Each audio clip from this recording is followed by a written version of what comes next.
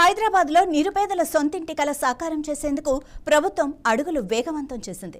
ఇందిరమ్మ ఇండ్ల నిర్మాణం కోసం స్థల సేకరణ ప్రక్రియను రెవెన్యూ, గృహ నిర్మాణ శాఖలు ముమ్మరం చేశాయి. ఇందులో భాగంగా ఫలక్నామా షారూక్ నగర్లోని బండ్లగూడ మండలం పరిధిలో గల సర్వే నెంబర్ 266/1లోని 13 ఎకరాల భూమిని ఉన్నతాధికారుల బృందం పరిశీలించింది.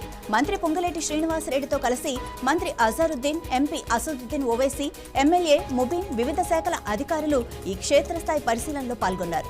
ఈ 13 ఎకరాల భూమిలో అందుబాటులో ఉన్న 4 ఎకరాల ఖాళీ స్థలాన్ని ఇందిరమ్మ ఇండ్ల నిర్మాణానికి ఉపయోగించేలా అధికారులు ప్రణాళికలు సిద్ధం చేస్తున్నారు.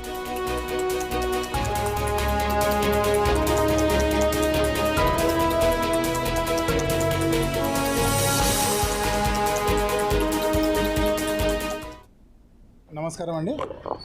ఈరోజు గౌరవ